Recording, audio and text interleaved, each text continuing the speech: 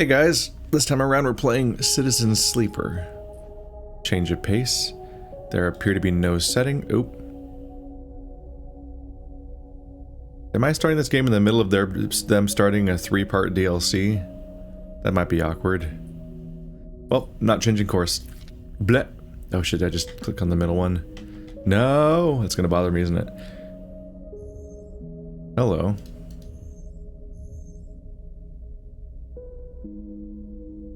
So this is a bit of a dialogue-driven RPG thing that it'll come together as we give it a try. Let's just focus on our character choices here for now. Machinist. A machinist repairs and modifies automated systems used in industrial resource extraction. Sleepers assigned to machinist work are usually diligent, careful, and structured people. So +1 engineer point, -1 engage point. I don't think I can change these. So you're better with, you get a positive modifier with work with machines and physical tools, negative for approaching a problem head on. The other ones are digital interfaces, strength and strength of will, and approach problems with awareness. So engineer, interface, endure, intuit, and engage. Those last three are much more abstract as concepts, aren't they? Operator. An operator works with drones and high-precision remote machines to perform complex tasks from a distance. Sleepers assigned to operator work are usually cerebral and precise people. Cerebral and precise as opposed to diligent and structured. So they have lower will. I'd also expect the engineer to be better at dealing with stuff head-on. Is the other person not specialized in any of these? You lose intuit here. Extractors work on resource extraction, often in hard vacuum environments. Sleepers assigned to extractor work are often confident, self-sufficient, and have a high level of endurance. So they're the spacewalkers, basically. You gain endurance, strength or strength of will, but you lose intuit. Your awareness. That's a little worrying. Oh, they all have perks too. Perk, efficient extractor. That's funny because the other one's the extractor. Given a chance to gain random scrap item on engineer actions. Transfer intercept. Chance to gain cryo on interface actions. So a chance to make bonus money probably is what cryo is. Sunbathe dice action allows energy recovery at home.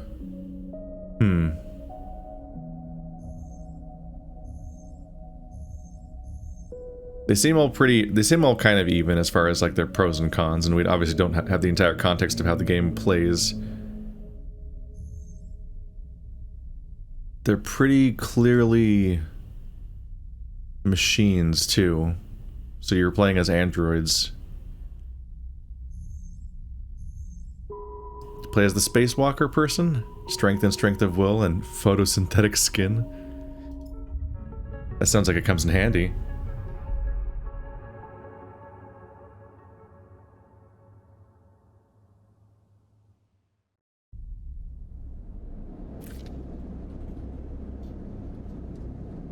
Unknown.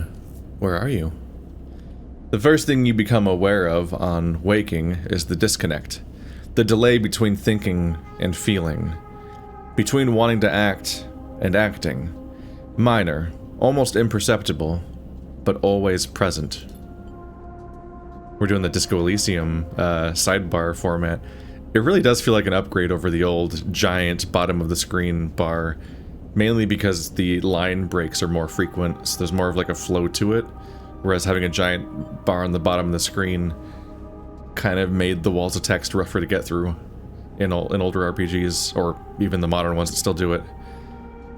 It's at its worst when waking, when yourself has spent many dark hours recalling what it felt like to be real, to be a person, to be in a body that was indisputably yours. Just think of that body. A leap into a cold lake on a hot day. The sting of blood welling from a fresh wound. The friction of a fingertip. All of a sudden the memories are closer than you thought, blurring as you approach, until you can't tell one from the other. The cold slips in, behind and around you, and sensations fade out of reach. Perhaps you should be thankful for the dulled nature of this new body, given your current circumstances. The walls of the container feel immediately present, cold, hard, at your back and face, cramping your limbs. You resist the desire to stretch, knowing that the claustrophobia comes next, and retreat a little from your central nervous system. It isn't painful, not like you used to know pain, at least.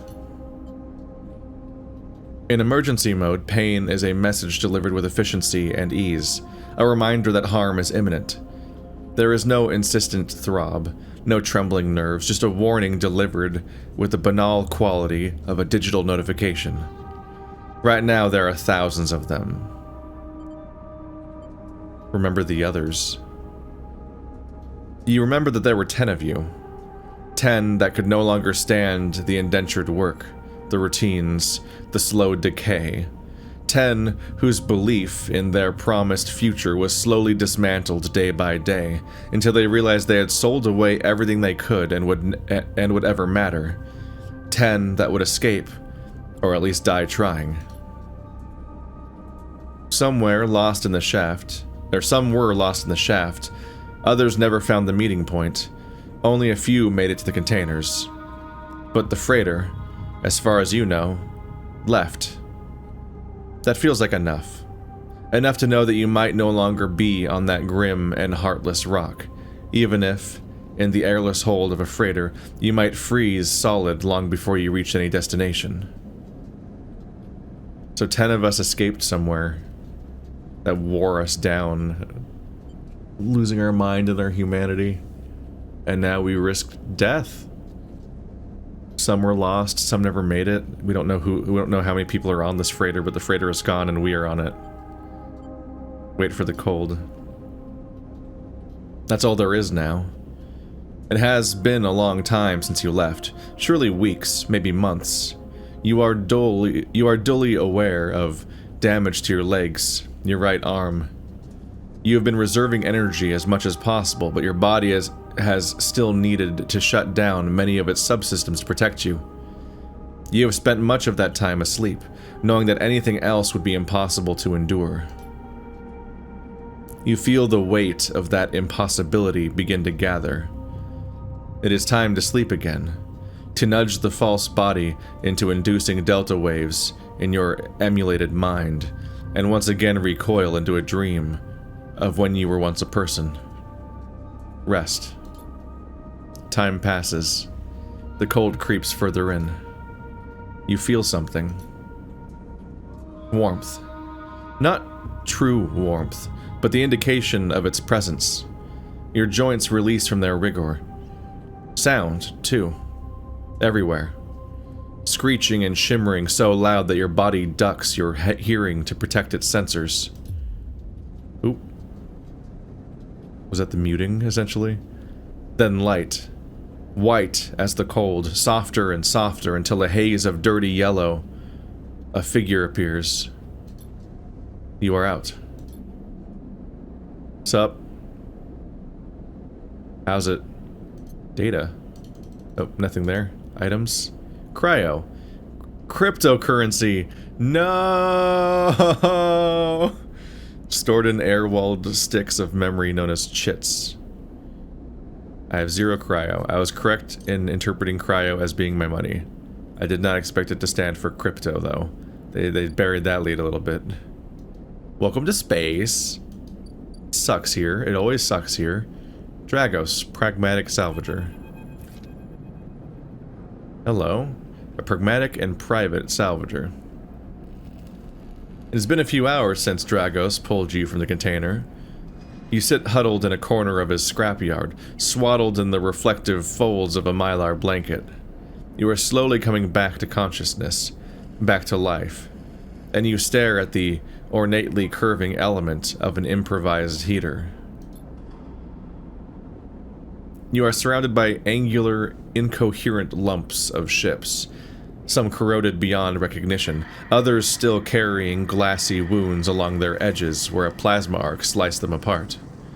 As you trace their shapes with fogged eyes, you hear a voice. So, sleeper, You all thawed yet? Stay silent. Never seen one of you come in like this. New frames must have been better perseverance in sub-zero vac. Seen more than a few you frozen solid to hull plates or inside outer locks in my time. They weren't so lucky. Dragos comes into focus, shrouded in makeshift tech. His headset with its glinting eyes, the mark of a drone operator. On his shoulder, one of his symbiotically linked drones perches. Its irising eye locked you with an unflinching stare. Last living sleeper that came through this yard was a while ago. They didn't last long. Are you like me? He seems to have a cybernetic arm, but he does look like he's just a dude otherwise.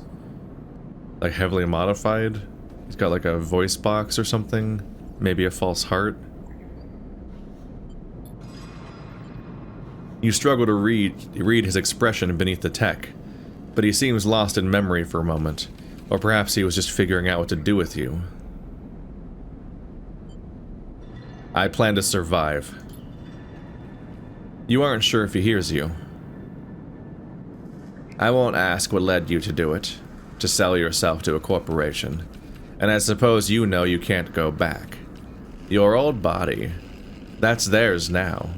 And you are just software, a rogue emulation illegally possessing corporate property. You nod along. You remember biometrically signing the forms, the cold floor on your feet as you padded to the sleeper cells, the promise of a life off-world. But as you do, you get the now familiar sensation that these aren't your memories. These are things you know, but not things you feel. You are no longer that person. You are an offshoot, a copy. We're getting Soma-y right out the gate, aren't we?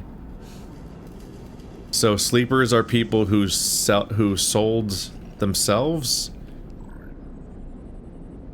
And so they, so he's like in a pod somewhere, but also the consciousness is copied over into an artificial body that then has to work for the corporation? That specific detail, like, that we know that the memories exist as a thought or a concept or a record, but they aren't ours. What you won't know is what's ahead. At least the last one didn't. There's no easy way to put it. That body of yours is falling apart. It's the same for any sleeper who makes it out. SNARP wants to protect their property, but if they can't keep a hold of you, then, well, then no one can. You remember that too. Or at least rumors of it from the other sleepers. Planned obsolescence, a built-in dependence on the regularly administered supplements that were part of your routine. Stop taking them and your body begins to shut down, separate from your emulated mind. How long has it been? How long do you have? But for now, sleeper, you are one of the lucky ones. Dragos glances up and away, towards the glassy dome of the yard. The Eye is the best place you could be right now. The Eye? The station. You'll see soon enough. Dragos impatiently shifts his weight. Look, I've got things to be getting on with. He trails off. There's an old freight container I've been using as storage out in the stacks. We haven't been pulling in much valuable scrap these days, so you're welcome to it. Something wells up inside of you. Emotion. Fatigue. You shakily get to your feet. Nod. Alright, you head on up there. You look like you need some rest. And with that, Dragos stalks back to the Rex, his drones already converging on a rusting hulk, plasma flashes silhouetting his spindly figure as he returns to work. Welcome to Airlines Eye. Life on the Eye runs in cycles, during which you can talk to characters, explore areas on the station, and perform actions. At the end of each cycle, you need to head to your current home to rest, so cycles are days. Resting will move time forward on the station. Head to the empty container location to rest and end the cycle now. Hello? Hello. Here's where we get a lot more perks, just in general, with different tiers of how many points they cost.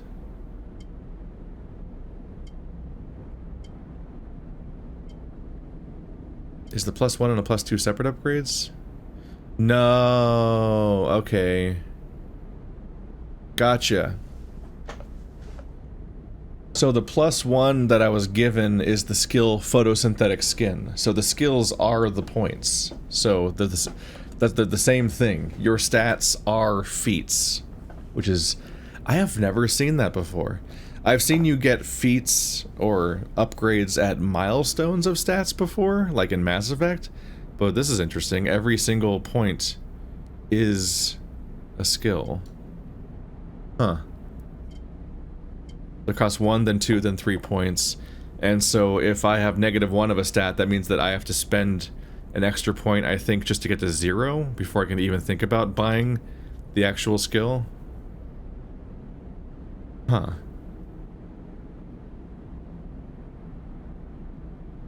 Recover energy at home. Keep 2 dice even when condition is breaking.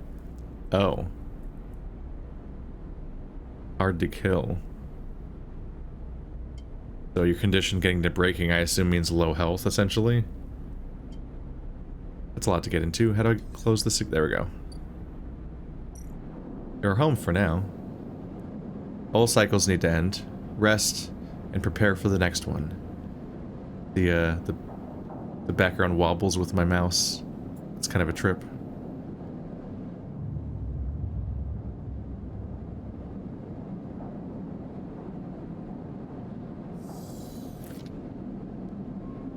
You wake curled up in the corner of the container and begin slowly assembling the world around you.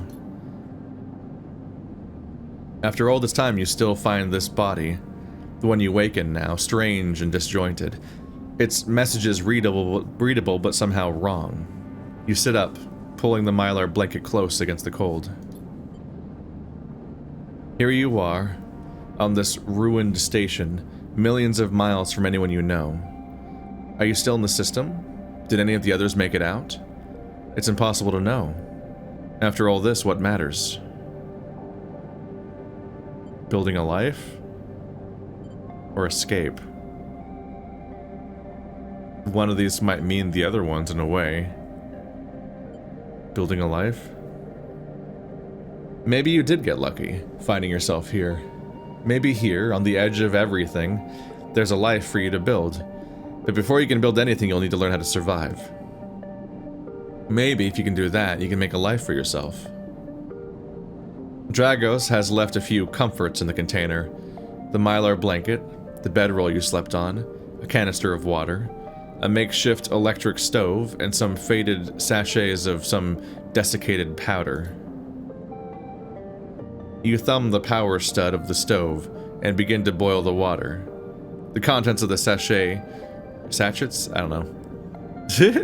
Smell like damp wood, and you sprinkle them into the liquid.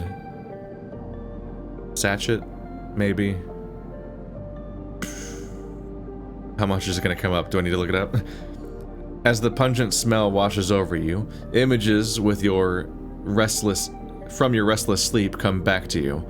A ring, like a station, but skeletal and ghostly. A web of threads pulling at your skin. A constellation of bright polygonal shapes, like angular suns burning into your mind. There's something unpleasantly visceral about these images, and it is long after you finish drinking before they begin to fade. You tidy away the stove as best you can and try to gather enough energy to greet the day. Condition, action dice, and energy. Condition. Your condition represents the current state of your artificial body. It depletes by 1 segment each cycle, but you can also be damaged by violence, injury, or lack of food. If your condition bar empties, you will suffer a breakdown. You'll have to figure out how to recover your condition now that you no longer have access to corporate pharmaceuticals that were keeping you alive. Oh boy. Oh boy. That's not good. We're immediately more heavy into the cyberpunk commentary than Cyberpunk, the game, was. Action dice. At the start of each cycle, you roll your action dice. These dice can be used to perform actions on the station. The number of dice rolled is based on your current condition. The worse your condition, the fewer dice you have. Oh. Okay, so that last one was that... basically how far along the meter is how many dice I get to have, and so... I guess breaking is the lowest condition, and at that point, I only get to have 1 dice, probably, but if my toughness can give me 2 dice. So, this could be a very powerful effect to have if I get put into a bad situation, because it can help me dig out of it. But, if I'm careful and play well enough, or whatever, or lucky enough, to not get that bad situation, then that skill's completely useless and will never affect anything. So we'll see how likely that risk even is. Once you have used your dice, you cannot take any further actions and must rest to recover them, ending the current cycle. So it's just, this is just straight up a thing that determines what you're capable of every day. It's, so we are, despite the fact that we seem to be a literal machine, there's a commentary here on the idea that while the system wants to treat people like machines, you have limitations and there's things that you just can't always do the same way every time. People have variable health and attention and energy and sleep patterns, neuroses, anything. Like, so all sorts of things that could be going on in your life. And also, like, there's the idea that, of course, like, the job itself isn't the same job every day. Like, there's always surprises and risks and life events and disruptions and so on. And so our very ability to get work done is a hybrid RNG system that's based partly on our current health and also just then RNG on top of that. Considering that the moment I finish this recording session, I want to try to write, for example, so I can make a video essay, and which is a thing that I do for self-fulfillment, but also there's a financial incentive to do it because the largest spike my Patreon has ever had was when I finished the Beastars essay, and so there's the idea of like the Let's Plays don't really grow my income nowadays, do they? Like, you know what actually is the future for me is like, if I make essays and they take off like that, then people go to my Patreon, then it's like, that's your incentive, isn't it, buddy? But anyone who's ever tried to write, be it fiction or essays or whatever, consistently, knows how inconsistent the concept of writing is. Like, the idea of trying to get your thoughts down on paper and how hard it is to formulate your argument or your scene or your characters or whatever version of writing you're doing. Like, unless you have a very low standard for quality, it's actually really difficult to consistently write. You have really good days and you have really bad days, and that's a lot of creative things in general, but I would argue it also applies to a lot of things that aren't necessarily creative. Like, your output is so variable, and so it's interesting to have that very directly symbolized here. I have days where I try to write for 5 hours and nothing happens, and then I have other days where I write what feels like a week's worth of stuff in 2 hours, and I don't know why that happened. Energy. You also need to eat to survive. This is represented by your energy bar. That's the third one. You can refill your energy bar by eating, but first you'll have to find somewhere to get food. Your energy depletes by 2 segments each cycle. If it becomes empty, you will be starving. When starving, energy loss becomes condition loss.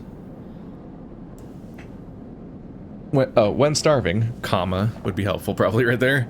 Energy loss becomes condition loss, and your condition will also deplete at a double rate per cycle.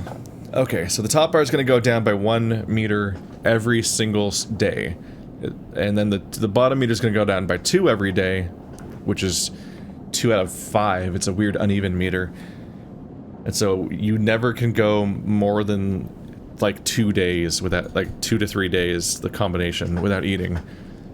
And if you can't keep that managed, then the other one's going to go down twice as fast, which just gets worse. And then there's a knock-on effect where 3 draining 1 faster, then drains 2 faster, because then you start losing your dice, and so it gets harder and harder to dig out of the mess that you're in. So it, like, the best way to get through this is to never make a mistake, and to never not be able to accomplish something, which is seems like a big ask when you're when your ability to do things is itself RNG. Have I ever played Tharsis on this channel?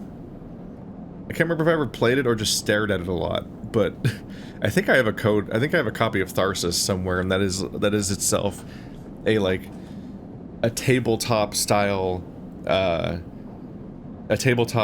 board game kind of video game where you are repairing a space station and trying to survive. Various bad things happen, but you roll RNG, like dice, and then that's what you get to spend as you're towards your tasks you're trying to do. More popularly, people might know. I have definitely played Elder Sign on this channel, which is the one where you roll dice like that, but for the purposes of fighting Cthulhu, which is actually played that for real a few weeks ago. It still holds up. It's a really cool co-op board game. But there's just that idea that like what you're capable of isn't determined by skill, but like happenstance and surrounding scenarios. Dragos is stood in the corner when you close up the container.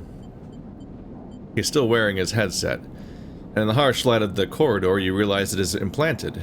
A drone sits on his shoulder, its cache of sensor eyes rapidly irising. How are you feeling? Not good. The drone chirps. Dragos nods. You notice that beneath the operator's rig, his skin is marked by burns and blotches. I know the container isn't much, but it'll keep you safe. He pauses. So I'm not going to chit-chat too long. You well enough to work? Work? Look, I'll be honest with you, Sleeper. I didn't pull you out of that container out of the goodness of my heart. He looks away. At the yard, it's simple stuff. We hack these old hulls down, sell them off into the shipyards or the bright market dealers for cryo. Occasionally we pull out some tech. Something with a bit of more value. But most of what comes in is scrap. It's hard to find good hands here, but I figure as a sleeper, you'll be used to the manual labor. And obviously I'll slip you a few chits of commission based on what you turn up. Chits? These. He pulls out a handful of small metal bars.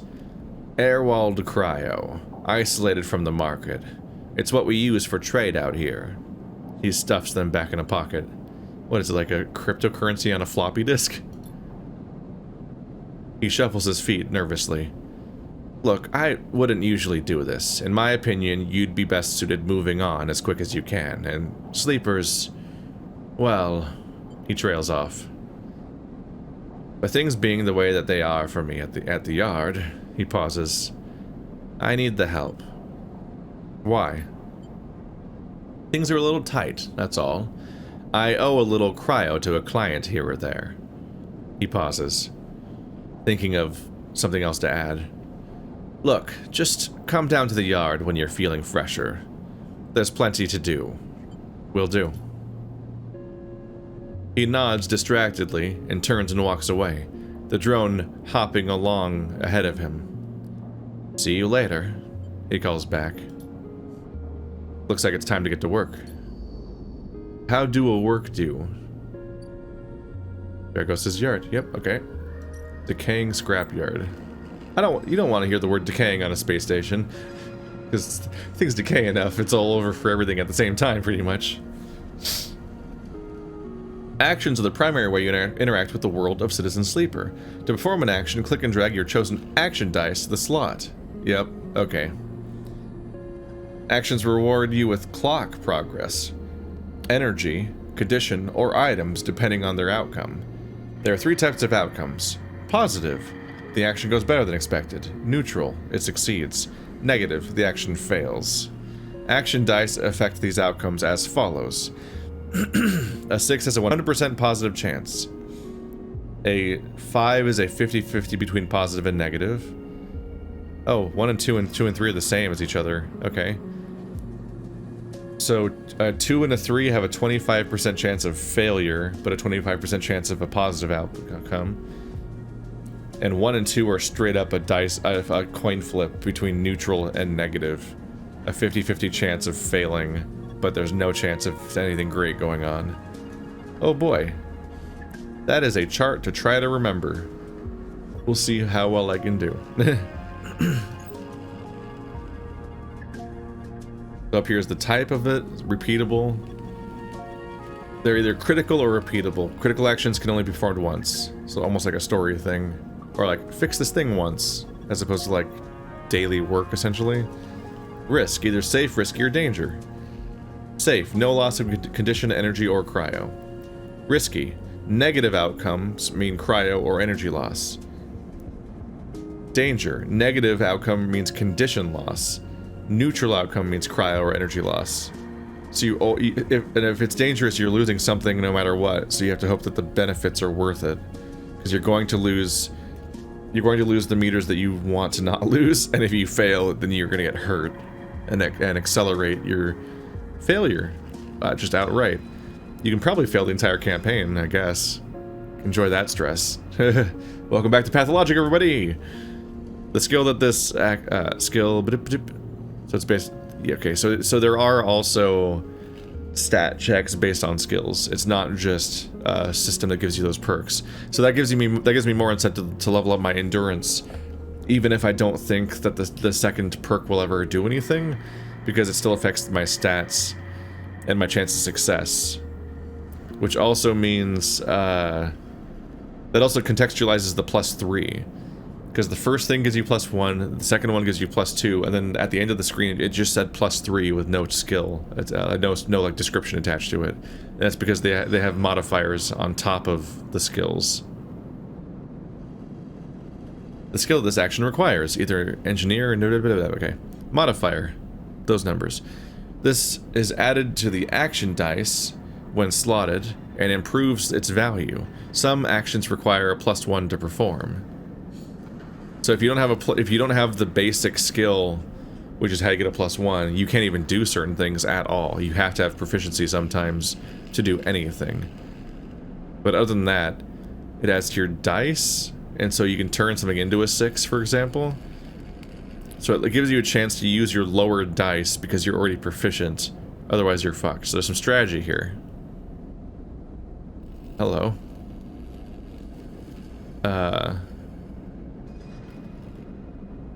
Let's see. Okay, so there's a lot going on the screen right now. Hull dissection. Even the rustiest hull can hide valuable components and materials. Extracting them means cutting carefully and skillfully. Risky. So I'm not going to lose condition, but I can lose other things. That's an engineer skill I'm not great at. Manual salvage.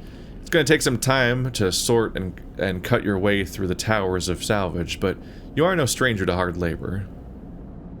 Endurance. Safe. So it's an extra safe option, because it is a safe thing in that it's low consequence, but I'm also already good at it. Using this would make it a 6. I think that's why it actually... No. I was thinking maybe it shows up as gold because of that, but no. Because it doesn't know which thing I'm looking at right now. A debt called in. Dragos is tied up in something ugly, and if he misses a payment or two, things get nasty. Back in business. Every salvager knows they are always just one lucky haul away from their next payday. I think this might be my quest log, almost? They don't have dice slots. I think it's just like a thing that's currently going on narratively, essentially. Okay, so... This is risky, so I'd rather not fail at it, so let's maybe use the 5 here. Okay, it does summarize it too, that's nice. Start action. Boop. Actions often progress clocks. Clocks are displayed below the actions that fill them. And they track your actions and how they affect the world. Filling a clock means something, good or bad, is about to happen. Some clocks, such as the one tracking Dragos' debts, are psycho clocks. These clocks tick themselves once every cycle and can complete without player input. Any active clocks can be displayed on the icon of that location. Okay, so if I do these skills, then I am filling this clock, which might be my... it's like progress towards the idea that I might succeed at something. But if he doesn't... if Dragos doesn't have enough money to pay off his debtors in 8 cycles, it looks like, then he's completely fucked. Oh, it's right, these are repeatable, so it's just gonna keep coming back, isn't it? This can have a negative impact. But I think I can... this has a lower chance of a negative impact.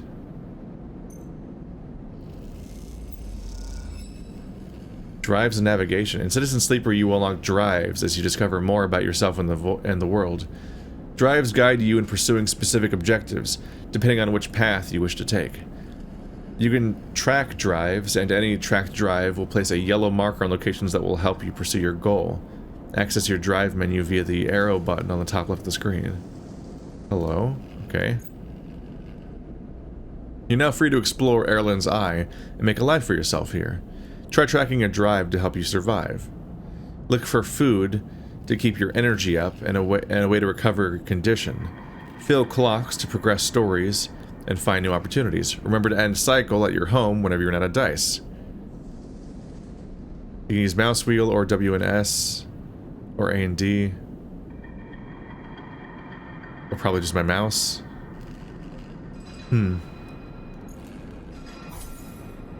Neutral outcome. Plus back in business plus... yep, okay.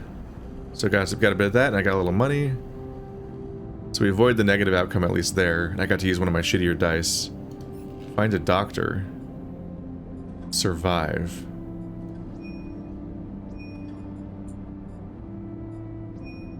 Can I check both of these things? Dragos pulled you out of the salvage and set you up. Perhaps you can repay his kindness in time. You need access to corporate pharmaceuticals, otherwise this escape attempt will come to a rapid end. Alright, so let's see if I can figure out how to fix my condition at all, because I'm in a bad spot there.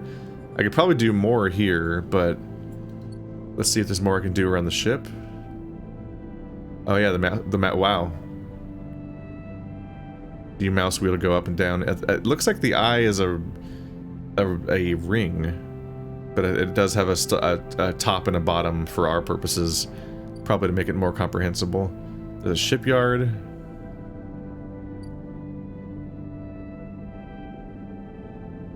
I'm guessing that the ones that are shining gold are potentially helpful for this. There's the Dock C4, Rotunda, Dock B2, the Bright Market.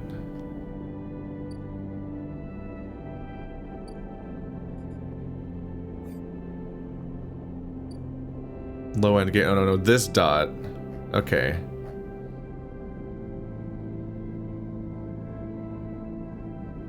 Maybe these repeatables are also useful for my objective?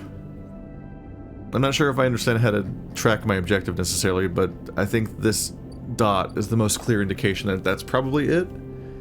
Maybe everything else is just shining gold, just to indicate that I've never been there yet, and I don't know what the spinning gold icons might be. There's some reoccurring color. I could definitely use more skill points if I can figure out how to do that.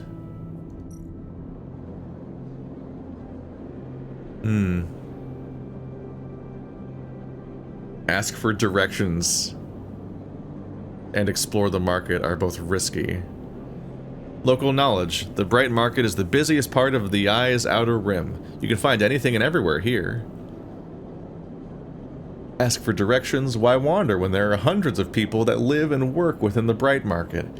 All you need is the courage to approach them.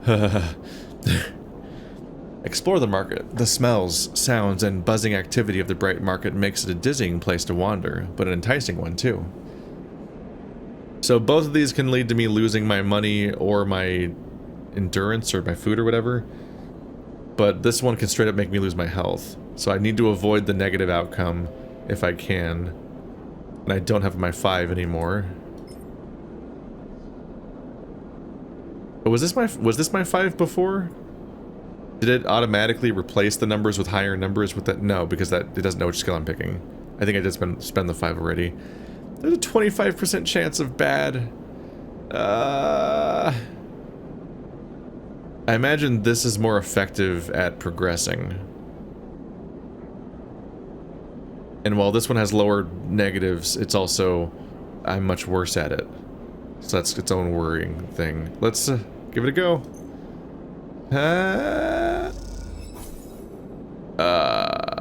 I gained decent chunk of local knowledge, and all I did was lose some money, which, given its... I mean, I probably had to spend it to get around a bit. I don't want to risk losing...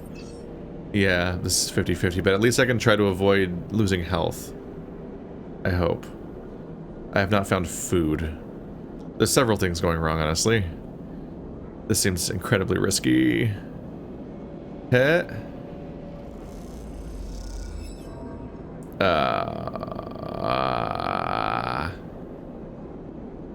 I'm gonna be starving. So that's how this is starting today. Gotta get used to this interface. Leave is up here. Well, I'm out of dice, so... Oh, did I find that when I did the first thing? Shit. I might have already have found that a minute ago. Let's talk to the doctor. Maybe they don't require energy. Maybe they're nice. Next comes the call from the enforcer at the door. You shuffle down the flickering hallway towards the open apartment door. You keep your head down and your shoulders high in the queue, trying not to bring attention to yourself. You were thankful for the tip-off that a doctor was operating out of this place, but now that you are here, you aren't so sure. The gang enforcer on the door, the flickering light strips, the decaying hab block. They have all made the long queue they have all made the long queue a test of your nerve. But your options are few, and without a supply of stabilizer, this body, your body, will. You suppress a shiver and shuffle forward to the front of the queue. You try and find something to distract yourself. Let's not look at the enforcer. Look inside. You lean against the door frame and look into the apartment. The entryway is dark, punctuated by the green indicators of stacks of sealed containers. You lean in and see amber light filtering through a far doorway, screened with plastic sheeting, beyond which blurred shapes move. The slap of the enforcer's palm against the doorway jerks you awake. "Wait your turn," he growls. After a few moments, a figure pushes through the doorway, and you catch a distant voice. "Send the next one in, Toshiro." The enforcer jerks his head, and you slip inside, passing through the dark entryway and pushing through a plastic sheeting on the far door. The room beyond is bathed in warm light. A floor-to-ceiling transparent panel gives a full view of the bright market-sealed roof and the buzzing traffic above, and, for a moment, you are transfixed by the motion. "Come, sit," calls a sharp voice, and you see a silhouetted figure turned away, replacing the plastic sheeting over the frame of a simple folding bed. You make your way across the room. The figure turns, and as they do, you see an expression of confusion flash across their features. They open their mouth as if to speak. They blink, and then quickly regain their composure. "Please sit." They gesture to the bed, then turn to an open case of tools on the table. You sit. Sabine turns, a compact diagnostic scanner of some kind in their hand. They hold it to their eye. "Remain still, please." Their tone is clipped and businesslike. You stare ahead, still dazed from their expression when you first entered. Fear, recognition, sadness, unmistakably etched across their face. So their entire reaction was based around the fact that we're a sleeper. It was something that she did not expect to see, something that is off-putting at first glance, but also has a sad narrative of what it means and what I'm here for. "How long have you been on this station?" They ask, the scanner still up to their eye. A few cycles. They nod. It's good you came to me. They set the diagnostic scanner on the table. I'm going to start by assuming you don't know anything. They take your arm and roll up your sleeve, inspecting your synthetic skin. Your body is dying. They say it without ceremony, without drama, but not without empathy. SNARP doesn't like to see its proprietary technology let loose. To prevent bodies like yours, frames as they call them, from being stolen, repurposed, or in your case, escaping, they built in a process of so-called planned obsolescence. Frames decay rapidly when not regularly injected with stabilizer, one which SNARP remains the sole producer of. They look up. Sound familiar? How do you know this? They shift in their seat. You aren't the first sleeper I've encountered. You wait for more, but they go back to their inspection. They swap to your other arm, running some thin metal device over your skin. You feel your forearm tremble. I'm sorry, Sabine says. And you are unsure if they mean for the cold touch or the metal or something else, or everything else. Emulations like you, sleepers, as most people know you, aren't classified as people in any of the surrogate systems. You have no rights, no status. They focus hard on the inspection of your arm. And SNARP has no reason to release stabilizer into the market. Sabine looks up as if to apologize again as they stop themselves. I know little of this is of use to you. They turn away, disassembling the metal instrument and cleaning it. Silence fills the room as Sabine works. And then the silence gives way to tension. You stare at their back, willing them to say something. Anything. Sabine turns to face you. I may be able to help, they sigh. And you see the darkness under their eyes, hear the fatigue in their voice. They gesture to the door. You saw Toshiro outside? You nod. He works for my benefactor, Yatagan. They're influential in the low end. They give me this space to work, run the door, and take the profits. At the same time, I have to fix up their enforcers, tend to their implants, sew up their wounds. They look away. But Yatagan has connections. Smugglers from the Starward Belt, mercenaries working for the corporations of Ember. If they can source the stabilizer, maybe you'll have a better chance.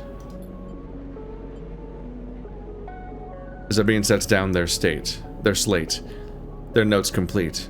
This is dangerous, and it'll be expensive, but I think we can do it. Why help me? Sabine walks away to the window, their face dappled by the shadows of passing drones. Let's just see if this works first. I'll let you know when I have a lead. You nod, and leave. Sabine's still staring out, unmoving. When you reach the lower end of the market, you look back up through the panels of the roof to see if you can see their face, but the room looks dark against the lights of the market. You duck your head and walk off into the crowd. Well, we have a hint of hope, almost, and all you have to do is risk your well-being, which then reduces your dice, in order to try to increase your well-being to increase your dice.